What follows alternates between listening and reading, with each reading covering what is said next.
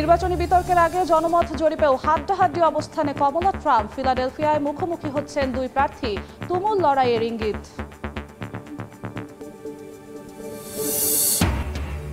এবং অপেক্ষার অবসান, প্রযুক্তি দুনিয়ায় ঝড় তুলে উন্মোচন আইফোন 16। থাকছে অ্যাপল ইন্টেলিজেন্স সুবিধা, ডেলিভারি শুরু 20 সেপ্টেম্বর।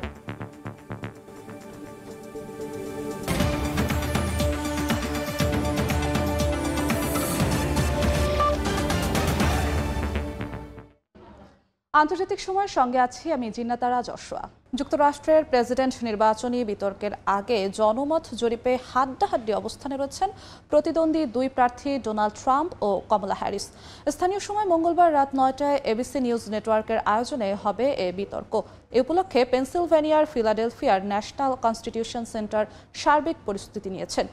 বিতর্কে অভ্যন্তরীণ ও বৈশ্বিক বিভিন্ন ইস্যুতে নিজেদের অবস্থান তুলে ধরবেন ট্রাম্প ও কমলা। যুক্তরাষ্ট্র থেকে হাসানুজ্জামান সাকির রিপোর্ট। মার্কিন প্রেসিডেন্ট নির্বাচনের লড়াই তীব্র হয়ে উঠেছে। প্রতিদ্বন্দ্বী দুই প্রার্থী ডেমোক্রেটিক পার্টির কমলা হ্যারিস ও রিপাবলিকান ডোনাল্ড ট্রাম্পের মধ্যে প্রথম টিভি বিতর্কের আগে বিভিন্ন জরিপেও হাড্ডাহাড্ডি লড়াইয়ের আভাস পাওয়া গেছে।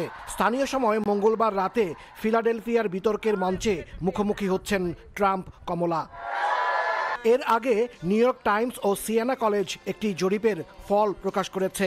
এতে দেখা গেছে পুরো যুক্তরাষ্ট্রের হিসেবে 1 পয়েন্টেরও কম ব্যবধানে কমলার থেকে এগিয়ে আছেন ট্রাম্প। জরিপে 78 বছর বয়সী রিপাবলিকান প্রার্থী ট্রাম্প পেয়েছেন 48 পয়েন্ট, আর প্রতিদ্বন্দ্বী কমলার জনসমর্থন 47 পয়েন্ট। অপরদিকে দোদুল্যমান অঙ্গরাজ্য উইসকনসিন, মিশিগান ও পেনসিলভেনিয়ায় সামান্য ব্যবধানে এগিয়ে আছেন 59 বছর বয়সী কমলা। আর নির্বাচনের ফল যে কোনো পক্ষে যেতে পারে এমন দোদুল্যমান অঙ্গরাজ্য নেভাদা, জর্জিয়া, নর্থ ক্যারোলাইনা ও অ্যারিজোনায় দুজনের অবস্থান সমান সমান। মার্কিন নির্বাচনে জয় পরাজয়ের হিসাবে বড় ভূমিকা রাখে দোদুল্যমান অঙ্গরাজ্যগুলো। রোববার এসব অঙ্গরাজ্যগুলোর আরেকটি জরিপ প্রকাশ করেছে সিবিএস ও ইউগভ। তাতে ট্রাম্প কমলার মধ্যে তুমুল লড়াইয়ের ইঙ্গিত পাওয়া গেছে। এই জরিপেও কমলা হ্যারিস সামান্য ব্যবধানে এগিয়ে আছেন, তবে দুজনের সমান সমান সমর্থন দেখানো হয়েছে পেনসিলভেনিয়ায়। ডোনাল্ড ট্রাম্প এবং কমলা হ্যারিসের প্রথম টিভি বিতর্কে তারা দুজন একে অন্যকে কিভাবে মোকাবিলা করেন তা দেখার জন্য এখন অধীর আগ্রহে অপেক্ষা করছেন মার্কিন জনগণ। হাসানুজ্জামান সাকি, সময় সংবাদ, যুক্তরাষ্ট্র। আইফোন 16 সহ অন্যান্য নতুন মডেলের অ্যাপল পণ্য উন্মোচন করেছে মার্কিন প্রযুক্তি জায়ান্ট অ্যাপল। যুক্তরাষ্ট্রের ক্যালিফোর্নিয়ায় ইটস গ্লো টাইম অনুষ্ঠানে নতুন পণ্য প্রকাশ করা হয়। বিশ্বের বিভিন্ন প্রান্ত থেকে অনলাইনে সরাসরি দেখা গেছে অনুষ্ঠানটি। আইফোন 16 সহ অন্যান্য অ্যাপল পণ্য নিয়ে অ্যাপলের জন্মস্থান ক্যালিফোর্নিয়া থেকে আরও জানাচ্ছেন লস্কর আল মামুন। আইফোন মানেই বড় চমক। প্রতি বছর আইফোনের নতুন সিরিজ বাজারে নিয়ে আসে অ্যাপল। আইফোনের নতুন এই সংস্করণের অপেক্ষায় থাকে বিশ্বের কোটি গ্রাহক ও প্রযুক্তি প্রেমীরা। অবশেষে নতুন মডেলের আইফোন 16 সহ অন্যান্য অ্যাপল পণ্য উন্মোচন করল মার্কিন প্রযুক্তি প্রতিষ্ঠান অ্যাপল। বিশ্বজুড়ে প্রযুক্তি প্রেমীদের চোখ ছিল টিভি পর্দায় মার্কিন প্রযুক্তি জায়ান্ট অ্যাপলের ইটস গ্লো টাইম নামের এক বিশেষ বার্ষিক অনুষ্ঠান উপভোগে। অবশেষে প্রতীক্ষার অবসান ঘটিয়ে প্রযুক্তি দুনিয়ায় ঝড় তুলে বাজারে এলো স্মার্টফোন আইফোন 16। প্রযুক্তিবিদদের মতে 1.5 দশকের ইতিহাস ভেঙে এই প্রথম অ্যাপল ইন্টেলিজেন্স এর সুবিধা যুক্ত করা হয়েছে এই সিরিজে। ফ্রি আপগ্রেড করে অ্যাপল ইন্টেলিজেন্সের কল্যাণে নানা টুলস পাবেন আইফোন 16 ব্যবহারকারীরা। এই সিরিজে প্রসেসর হিসেবে থাকছে অ্যাপলের A18 চিপসেট।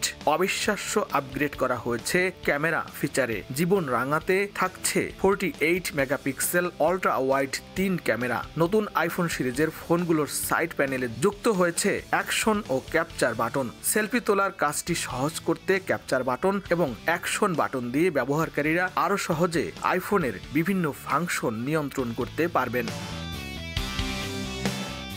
আইফোন 16 6.1 ইঞ্চি, 16 প্লাস মডেলে 6.7 ইঞ্চি, আইফোন 16 প্রো 6.3 ইঞ্চি এবং প্রো ম্যাক্স মডেলে 6.9 ইঞ্চি ডিসপ্লে পাবেন ব্যবহারকারীরা। ওলেড প্যানেলের কারণে আইফোনের সবচেয়ে উজ্জ্বল ডিসপ্লেও হবে আইফোন প্রো ম্যাক্সে। সাদা, কালো, গোলাপি, নীল ও সবুজ এই 5 রঙের আইফোন 16-এ থাকছে ওয়াটার ও ডাস্ট প্রতিরোধ সুবিধা। এখন থেকে জনপ্রিয় চ্যাটজিপিটি এর উন্নত ফিচারগুলো অ্যাক্সেস করা যাবে আইফোন থেকেই। সিরিকে ব্যবহার করে চ্যাট জিপিটির সাথে সহজেই যুক্ত হতে পারবেন ব্যবহারকারীরা। আইফোন 16-এর পাশাপাশি অ্যাপল তাদের নতুন মডেলের অ্যাপল ওয়াচ 10 সিরিজ এবং এয়ারপডস, ল্যাপটপ সহ অন্যান্য নতুন পণ্য উন্মোচন করে। আইফোন 16-এর দাম শুরু হবে $799 থেকে, বাংলাদেশি মুদ্রায় প্রায় 96,000 টাকা। এখন থেকেই অ্যাপলের নতুন পণ্য প্রি অর্ডার করা যাবে এবং আগে আসলে আগে পাবেন ভিত্তিতে অ্যাপলের নতুন পণ্য ডেলিভারি শুরু হবে 20 সেপ্টেম্বর থেকে। লস্কর আল মামুন, সময় সংবাদ, ক্যালিফোর্নিয়া, যুক্তরাষ্ট্র। সিরিয়ার শিক্ষার্থীদের জন্য জ্ঞান অর্জনের পথ ক্রমশ কঠিন হয়ে উঠেছে। পশ্চিমা নিষেধাজ্ঞার কারণে আধুনিক প্রযুক্তি ও বিজ্ঞান চর্চার সুযোগ সংকুচিত হচ্ছে। এতে ভবিষ্যৎ প্রজন্মের জন্য এক গভীর সংকট সৃষ্টির আশঙ্কা তৈরি হচ্ছে। পুরনো এক ভবনের ছাদে অবস্থিত সিরিয়ার একমাত্র মহাকাশ বিজ্ঞান কেন্দ্র, নাম সিরিয়ান অ্যাস্ট্রোনমিক্যাল সোসাইটি। মাত্র 2টো পুরনো টেলিস্কোপ থাকলেও আগ্রহী শিশুরা এখানে জড়ো হয়েছে। পশ্চিমা নিষেধাজ্ঞার প্রভাবে সিরিয়ায় শিক্ষা ব্যবস্থা মারাত্মকভাবে ক্ষতিগ্রস্ত হচ্ছে। মহাকাশ নিয়ে জ্ঞান লাভে ইচ্ছুক শিক্ষার্থীদের জন্য নতুন টেলিস্কোপ কিংবা অত্যাধুনিক সরঞ্জাম আনা প্রায় অসম্ভব হয়ে পড়েছে। এ কারণে যথাযথ ব্যবস্থা না থাকায় ব্যাহত হচ্ছে তাদের জ্ঞানের বিকাশ। অন্যদিকে বিশ্ববিদ্যালয়ের শিক্ষার্থীরাও এই নিষেধাজ্ঞার কারণে ভোগান্তির শিকার হচ্ছেন। বেশিরভাগ প্রয়োজনীয় শিক্ষামূলক ওয়েবসাইট ও সফটওয়্যারে প্রবেশাধিকার নেই তাদের। এই পরিস্থিতিতে শিক্ষার্থীরা প্রতিনিয়ত নতুন তথ্য পাওয়া থেকে বঞ্চিত হচ্ছেন, পিছিয়ে পড়ছেন বর্তমান বিশ্বের প্রতিযোগিতামূলক পরিবেশ থেকে। প্রতিনিয়তই বিশ্বজুড়ে নতুন নতুন তথ্য আপডেট আসছে, কিন্তু সিরিয়ায় থাকায় অনেক শিক্ষামূলক ওয়েবসাইটে আমি প্রবেশ করতে পারছি না, কারণ এগুলো এখানে বন্ধ বা নিষিদ্ধ। এই পরিস্থিতি শুধু বর্তমান প্রজন্মকে নয়, বরং ভবিষ্যৎ প্রজন্মকেও এক প্রতিবন্ধকতার দিকে ঠেলে দিচ্ছে বলে মনে করেন শিক্ষাবিদরা। এ কারণে বিশ্বজুড়ে অগ্রগতি ও প্রযুক্তিগত উন্নয়নের সঙ্গে তাল মিলিয়ে চলা কঠিন হয়ে পড়বে বলে মনে করেন তারা। ইয়াসিন মোহাম্মদ জিসান, সময় সংবাদ। বর্ণাঢ্য কুচকাওয়াজ ও নানা আনুষ্ঠানিকতার মধ্য দিয়ে উদযাপন করা হলো উত্তর কোরিয়ার ৭৬তম প্রতিষ্ঠা বার্ষিকী। রোববার পিয়ংইয়ংয়ে প্রয়াত নেতা কিম ইল সাং এবং কিম জং ইলের প্রতিকৃতিতে ফুল দিয়ে শ্রদ্ধা জানান দেশটির সর্বস্তরের মানুষ। উত্তর কোরিয়ার ৭৬তম প্রতিষ্ঠা বার্ষিকীতে দেশটির সর্বোচ্চ নেতা কিম জং উনকে শুভেচ্ছা জানিয়েছেন রুশ প্রেসিডেন্ট ভ্লাদিমির পুতিন ও চীনা প্রেসিডেন্ট শি জিনপিং।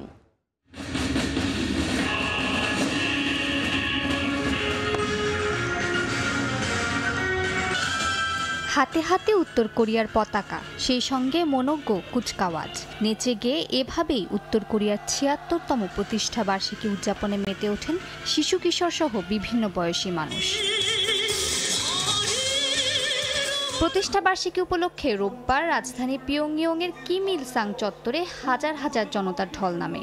একসঙ্গে নেচে গিয়ে আতশবাজি উপভোগ করতে দেখা যায় তাদের।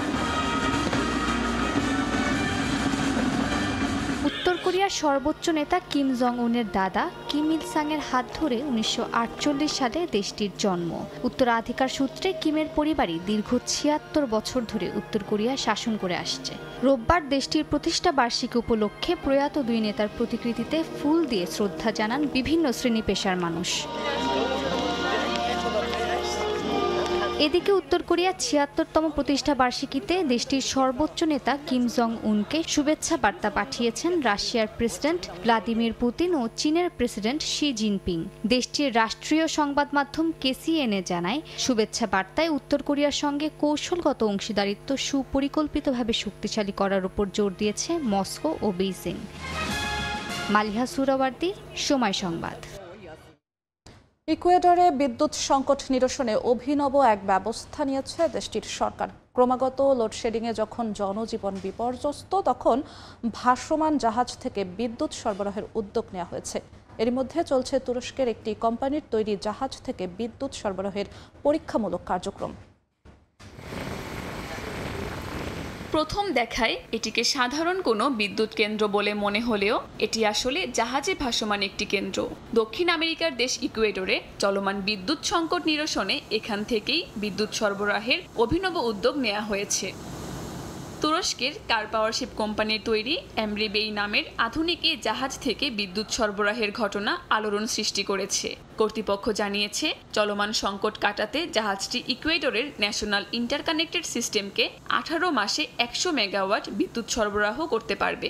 এরই মধ্যে বিদ্যুৎ সরবরাহের পরীক্ষামূলক কার্যক্রম শুরু হয়েছে। চলতি সপ্তাহের শেষে এটির বাণিজ্যিক কার্যক্রম শুরু হবে বলে ধারণা করা হচ্ছে। বিদ্যুৎ সংকটে গেল কয়েক মাস ধরেই বিপর্যস্ত ইকুয়েডর। জলবিদ্যুতের ওপর অনেকটাই নির্ভরশীল হওয়ায় খরা হানা দিলে বিদ্যুৎ সংকটও দেখা দেয়। এমন অবস্থায় পার্শ্ববর্তী দেশ থেকেও আমদানি বন্ধ হয়ে গেলে চরম বিপাকে পড়তে হয় দেশটির বাসিন্দাদের। গেল এপ্রিলে সংকট ব্যাপক আকার ধারণ করায় দেশ জুড়ে শাটডাউন ঘোষণা করতে বাধ্য হয় সরকার।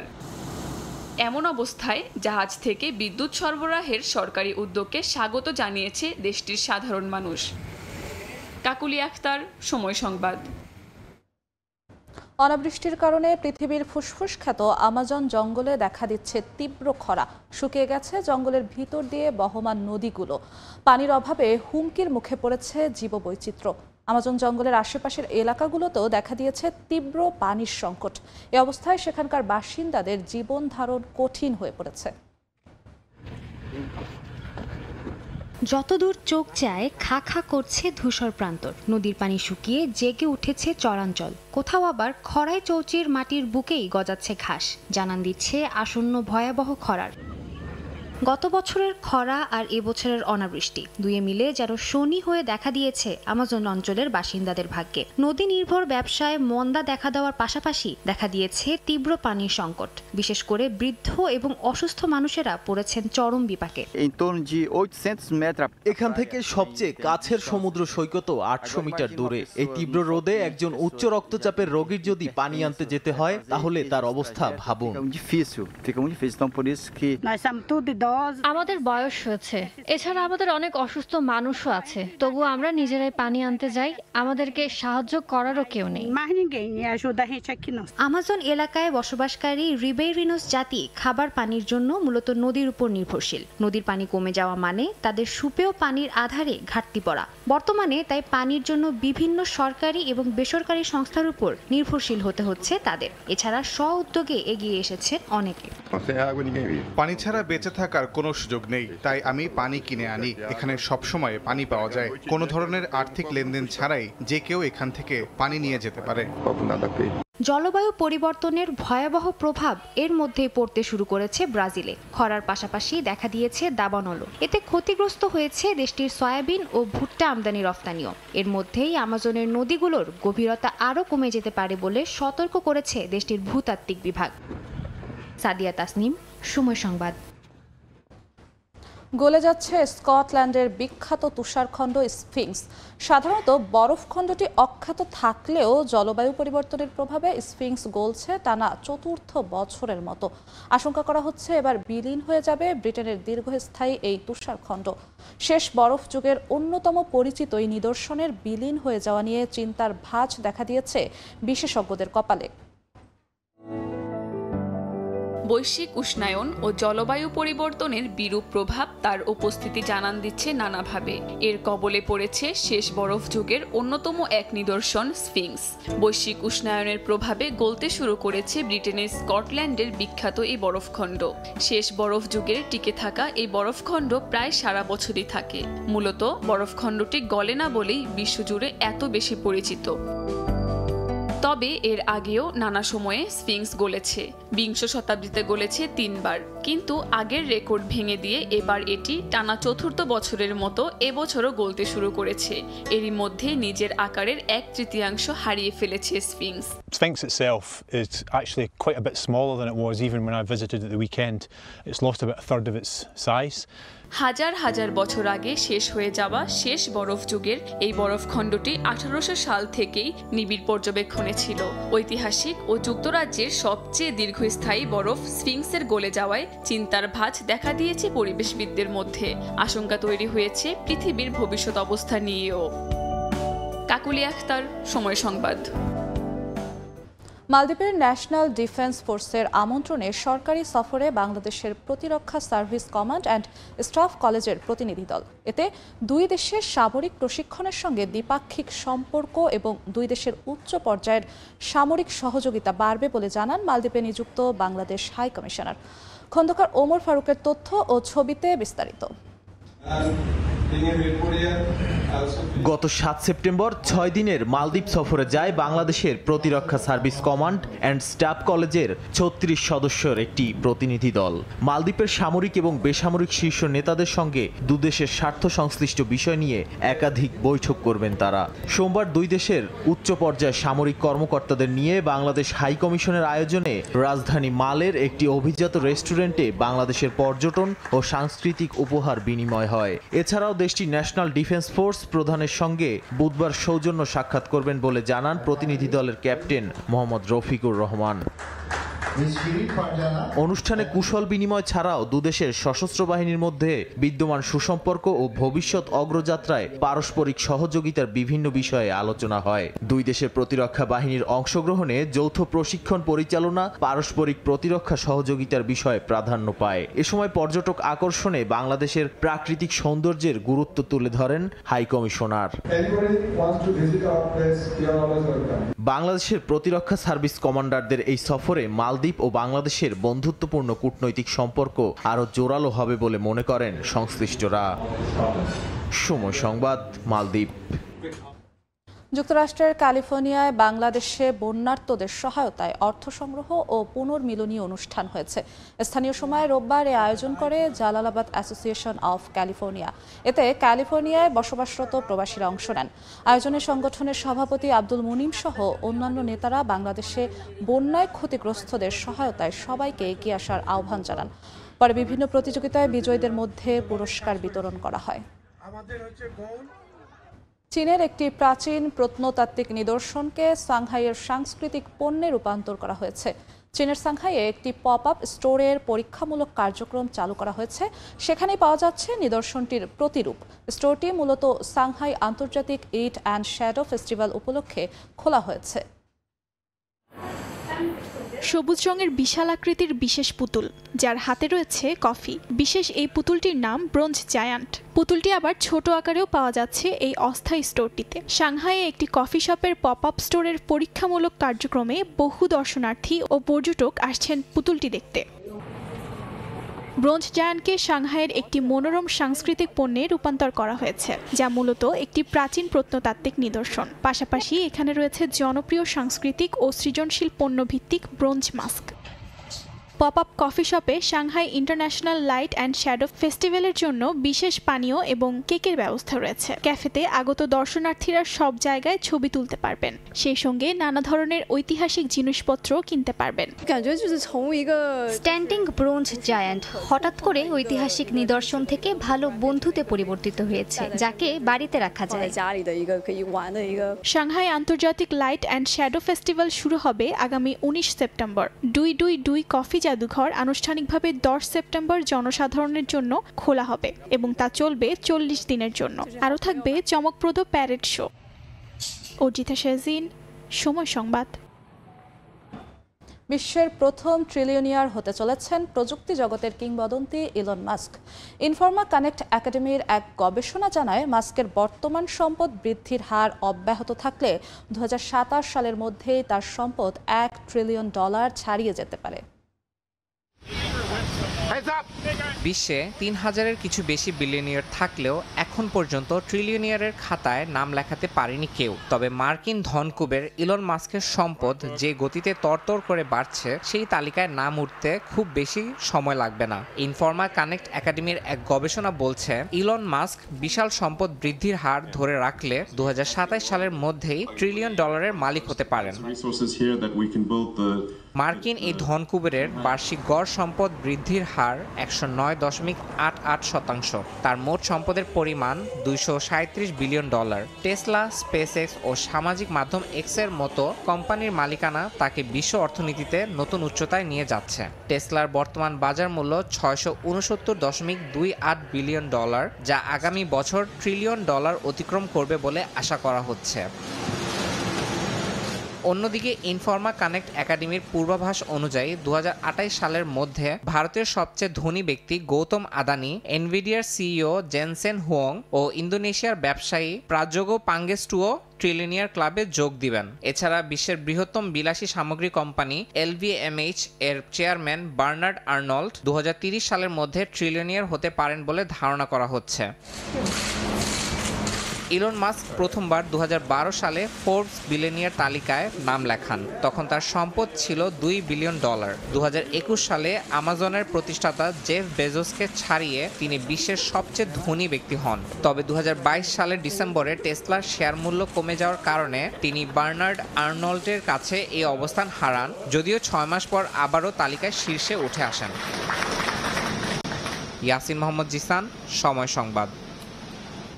যুক্তরাষ্ট্রের ক্যালিফোর্নিয়ার সান দিয়েগোয় হয়ে গেল অভিনব এক সার্ফিং প্রতিযোগিতা, যেখানে মানুষের বদলে সার্ফিং বোর্ডে দেখা যায় কুকুরকে। স্থানীয় সময় রোববার শহরটির সমুদ্র সৈকতে অনুষ্ঠিত হয় 19তম বার্ষিক dog surfathon. The Helen Woodward animal centre এই প্রতিযোগিতার আয়োজন করে।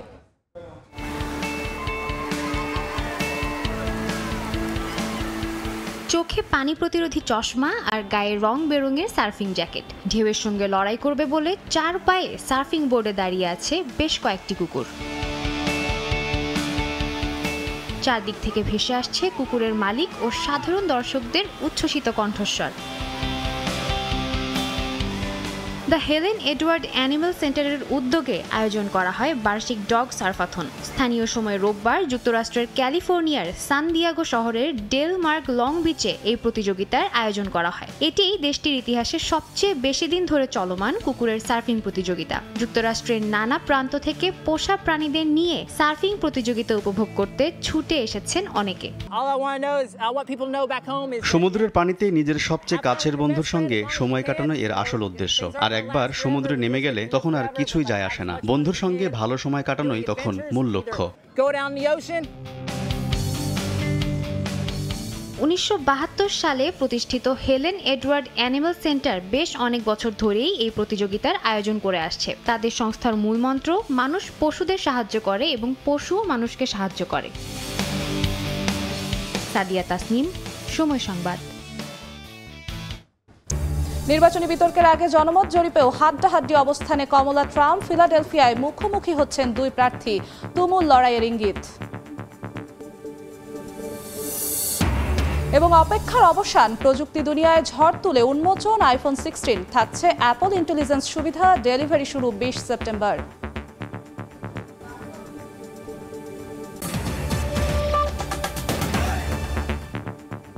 এই ছিল আন্তর্জাতিক সময়ের সঙ্গেই থাকুন সময়ের।